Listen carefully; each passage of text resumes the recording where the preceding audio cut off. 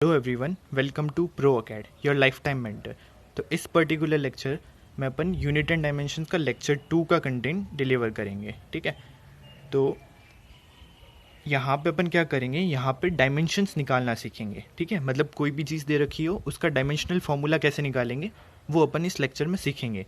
तो finding dimensions of various physical quantities ये निकालना अपन सीखेंगे। ठीक है, तो इसके लिए बहुत सारे रूल्स हैं। ठीक है, तो वो रूल्स अपन देखते हैं।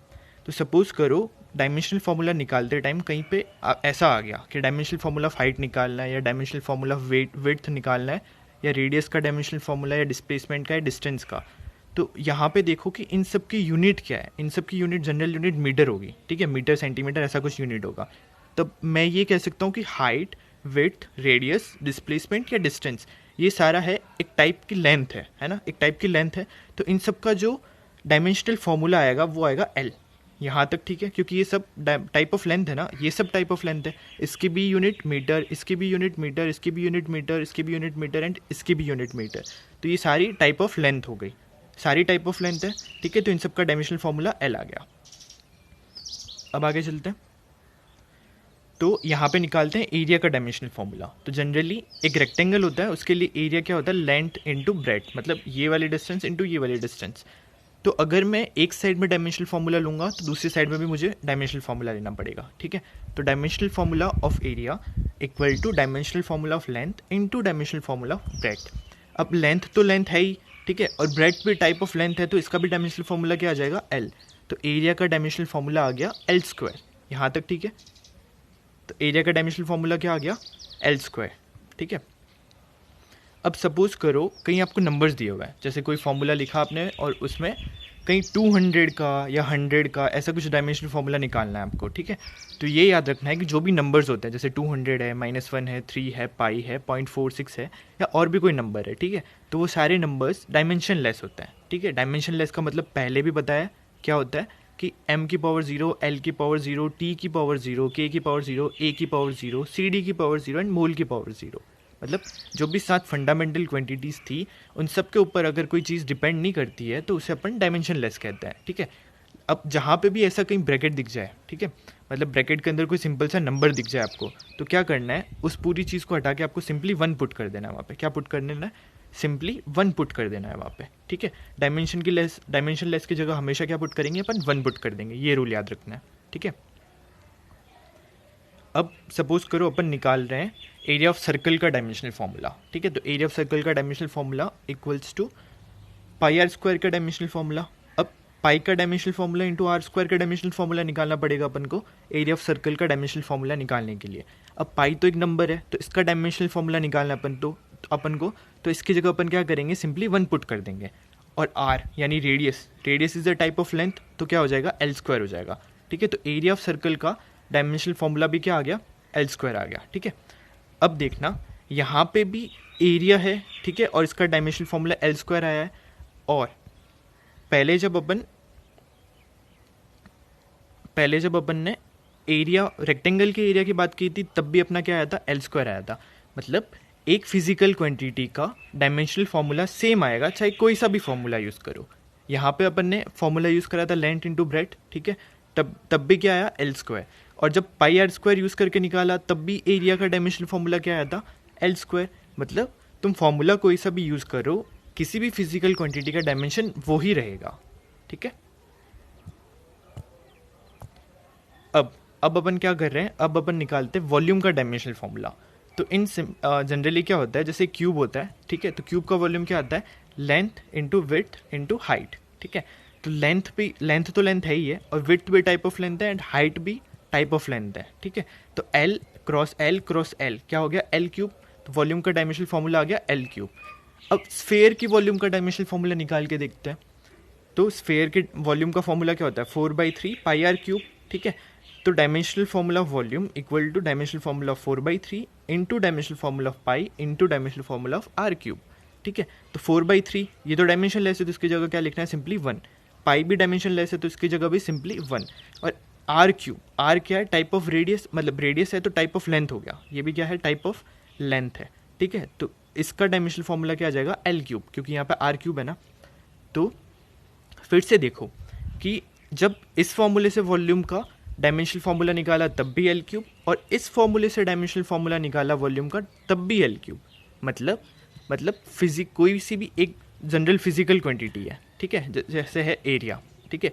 अब इस एरिया का डायमेंशनल फॉर्मूला किसी भी फॉर्मूले से निकाल लो, सबका डायमेंशनल फॉर्मूला सेम आएगा।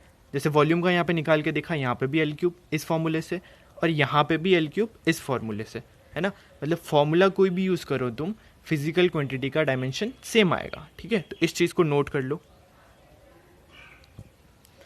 इस चीज़ को नोट कर लो कि dimension of a physical quantity will be same, it doesn't depend on which formula we are using for that quantity. समझ आ गया? मतलब फॉर्मूला तुम कोई भी यूज़ करो लेकिन डायमेंशन हर बार सेम आएगा। अगर एक मतलब कांस्टेंट फिजिकल क्वांटिटी है, मतलब एक ही फिजिकल क्वांटिटी का निकाल रहे हो, तो किसी भी फॉर्मूले से निकालो हर बार सेम आएगा, ठीक है। आगे चलते हैं। अब कुछ फिजिकल क्वांटिटीज़ के डायमेंशन निकाल के देखते हैं अपन ने दो या तीन रूल सीख लिए, ठीक है, उनको अप्लाई करके देखते हैं। जैसे सबसे पहले निकालते हैं डेंसिटी का डायमेंशनल फॉर्मूला। तो डेंसिटी क्या होती है? डेंसिटी अपनी होती है मास बाई वॉल्यूम, ठीक है। अब मास का डायमेंशनल फॉर्मूला m होता है, फर्स्ट लेक्चर में पढ़ा देता है, और वॉल्यूम का क्या होता है? एल क्यूब, अभी थोड़ी देर पहले पढ़ा है, ठीक है। तो ये हो जाएगा m1l-3। तो डेंसिटी का क्या आ गया? m1l-3 डायमेंशनल फॉर्मूला आ गया, ठीक है। अब वेलोसिटी का डायमेंशनल फॉर्मूला निकाल के देखते हैं। वेलोसिटी क्या होता है? वेलोसिटी अपना होता है डिस्प्लेसमेंट बाय टाइम, ठीक है। डिस्प्लेसमेंट क्या है? Displacement is a type of length, ठीक है। डिस्प्लेसमेंट एक टाइप की लेंथ है, और टाइम का तो t होता ही है, ठीक है। तो इसका आ गया LT-1। वेलोसिटी का डायमेंशनल फॉर्मूला क्या आ गया? LT-1, ठीक है। अब निकालते हैं एक्सेलरेशन का, ठीक है। तो एक्सेलरेशन क्या होता है? वेलोसिटी बाय टाइम, और वेलोसिटी का भी अपन ने निकाला क्या होता है? LT-1। ये LT-1 लिख लिया वेलोसिटी का, और टाइम का t, तो ये हो जाएगा LT-2। एक्सेलरेशन का क्या हो जाएगा? LT-2, ठीक है। अब अपन निकालते हैं मोमेंटम का। तो मोमेंटम होता है मास इंटू वेलोसिटी, ठीक है। तो मोमेंटम का dimensional formula equal to mass का डायमेंशनल फॉर्मूला इंटू वेलोसिटी का डायमेंशनल फॉर्मूला, ठीक है। तो मास का तो होता है सिंपल m, और वेलोसिटी का क्या होता है? LT-1, पहले पढ़ा था जस्ट पिछली वाली स्लाइड में। तो ये टोटल हो जाएगा MLT-1, ठीक है। अब निकालते हैं अपन फोर्स का, ठीक है। तो फोर्स फर्स्ट लेक्चर में बताया था क्या होता है? मास इंटू एक्सेलरेशन, ठीक है। तो मास का तो m, और एक्सेलरेशन का भी थोड़ी देर पहले निकाला, क्या होता है? LT-2, ठीक है। तो फोर्स का डायमेंशनल फॉर्मूला हो जाएगा MLT-2। अब ये फॉर्मूला आपको याद रखना है, ठीक है, क्योंकि हर जगह काम आएगा। कोई भी दूसरा निकालना होगा ना आपको किसी और क्वांटिटी का डायमेंशनल फॉर्मूला, तो कहीं ना कहीं फोर्स का इन्वॉल्वमेंट ज़रूर होता है। मतलब काफ़ी फिजिक्स में फोर्स का इन्वॉल्वमेंट होता है, तो ये डायमेंशनल फॉर्मूला आपको डायरेक्ट याद रखना है, ठीक है। You should remember the dimension of force because it is use several times. आगे चलते हैं। अब निकालते हैं वर्क या फिर एनर्जी। वर्क और एनर्जी का डायमेंशनल फॉर्मूला सेम आता है, ये अभी चीज़ थोड़ी देर के लिए याद करनी है ना, कि वर्क और एनर्जी का डायमेंशनल फॉर्मूला सेम आता है, ठीक है। अब वर्क होता क्या होता है? वर्क क्या होता है? वर्क होता है फोर्स इंटू डिस्प्लेसमेंट। अब यहाँ पे भी फोर्स का इन्वॉल्वमेंट आ गया, तो फोर्स का डायरेक्ट अपने याद कर रखा है, क्या होता है? MLT-2। तो MLT-2 लिख लिया, और डिस्प्लेसमेंट क्या है? टाइप ऑफ लेंथ, तो इसका लिख लिया L। तो ये आ गया M1L2T-2, ठीक है। अब निकालते हैं पावर का। तो पावर क्या होता है? पावर होता है वर्क डिवाइड बाय टाइम, और वर्क का अभी अपन ने निकाला क्या होता है? M1L2T-2। तो M1L2T-2 पुट कर लिया, और टाइम का क्या होगा? T। तो ये हो गया M1L2T-3। क्या हो गया? M1L2T-3, ठीक है। यहाँ तक समझ आ गया? अब आगे चलते हैं। अब निकालते हैं प्रेशर का। तो प्रेशर क्या होता है? प्रेशर होता है फोर्स पर यूनिट एरिया, यानी फोर्स डिवाइड बाय एरिया। अब यहाँ पे भी फोर्स का इन्वॉल्वमेंट आ गया, तो पहले फोर्स का डायमेंशनल फॉर्मूला लिखते हैं, वो होता है MLT-2, आपने याद कर रखा है। और एरिया का क्या होता है? L², थोड़ी देर पहले निकाला था। तो ये हो जाएगा M1L-1T-2, ठीक है। यहाँ तक समझ आ गया? अब आगे चलता है। अब डायमेंशन निकालेंगे कुछ एंगुलर क्वांटिटीज़ का, यानी जब सर्कुलर मोशन पढ़ते हैं, जब सर्कल में घूमते हैं, तब जो क्वांटिटीज़ आती हैं उनको एंगुलर क्वांटिटीज़ कहते हैं। जैसे एंगुलर डिस्प्लेसमेंट है, एंगुलर वेलोसिटी है, एंड एंगुलर एक्सेलरेशन है, ठीक है। तो जैसे अपने पास नॉर्मल डिस्प्लेसमेंट का डायमेंशनल फॉर्मूला क्या आता था? L आता था, ठीक है। अब एंगुलर डिस्प्लेसमेंट का देखते हैं। एंगुलर डिस्प्लेसमेंट होता है थीटा, और थीटा अपन ने पहले ही पढ़ा था, एक सप्लीमेंट्री क्वांटिटी है, एंगल बिटवीन टू लाइंस, है ना। तो वो तो वैसे ही डायमेंशनलेस क्वांटिटी है, फिर भी निकाल के देखते हैं फॉर्मूले से। तो जो एंगुलर डिस्प्लेसमेंट का फॉर्मूला होता है वो होता है arc length divide by radius, angular displacement का जो फॉर्मूला होता है वो होता है arc length divide by radius, ठीक है। तो आर्क लेंथ, जैसे आप सर्कल में घूमें तो ये जो डिस्टेंस है ना, ये वाले डिस्टेंस, इसको कहते हैं आर्क लेंथ, और ये जो डिस्टेंस है ये वाली, कौन सी वाली, ये वाली, इसे कहते हैं रेडियस, ठीक है। तो arc length is a type of length and radius is also type of length, तो दोनों का डायमेंशन से डायमेंशन कट जाएगा, तो ओवरऑल एंगुलर डिस्प्लेसमेंट जो है डायमेंशनलेस क्वांटिटी आ जाएगी। इसलिए जब भी एंगुलर डिस्प्लेसमेंट का कहीं पे डायमेंशन निकालना हो तो उसकी जगह अपन सिंपल क्या पुट कर लेंगे, 1, ठीक है। अब आगे चलते हैं, अब निकालते हैं एंगुलर वेलोसिटी का डायमेंशनल फॉर्मूला। अब देखो, सिंपल लीनियर वेलोसिटी क्या थी, जब सिंपल लाइन में चलते तो वेलोसिटी क्या होती है, displacement divide by time, displacement divide by time. तो अब एंगुलर वेलोसिटी क्या होगी, angular displacement divide by time. वहाँ पे सिंपल डिस्प्लेसमेंट आता था वेलोसिटी के टाइम्स, यहाँ पे एंगुलर डिस्प्लेसमेंट आएगा क्योंकि एंगुलर वेलोसिटी की बात कर रहे हैं, ठीक है। तो एंगुलर डिस्प्लेसमेंट का dimensional formula divide by time का dimensional formula equal to angular velocity का डायमेंशनल फार्मूला। अब ये तो डायमेंशन लेस होता है तो इसकी जगह सिंपली क्या पुट कर देंगे अपन, 1 पुट कर देंगे, ठीक है। और टी का क्या होता है, टाइम का क्या होता है टी, तो ये हो जाएगा t-1। एंगुलर वेलोसिटी का क्या हो जाएगा t-1, और लीनियर वेलोसिटी का क्या आया था अपना lt-1। सिंपल वेलोसिटी का क्या आया था lt-1, ठीक है। अब देखते हैं एंगुलर एक्सेलरेशन का डायमेंशनल फार्मूला। तो सिंपल एक्सेलरेशन का डायमेंशनल फार्मूला क्या आया था lt-2, क्योंकि वो क्या था वेलोसिटी बाय टाइम। अब यहाँ पे एंगुलर एक्सेलरेशन है ना, यहाँ पे क्या है, यहाँ पे अपने पास है एंगुलर एक्सेलरेशन, ठीक है, अल्फा। तो वो क्या होगा, angular velocity divide by time, angular velocity divide by time. वहाँ पे सिंपल एक्सेलरेशन क्या था, वेलोसिटी डिवाइड बाय टाइम। यहाँ पे क्या है, एंगुलर एक्सेलरेशन।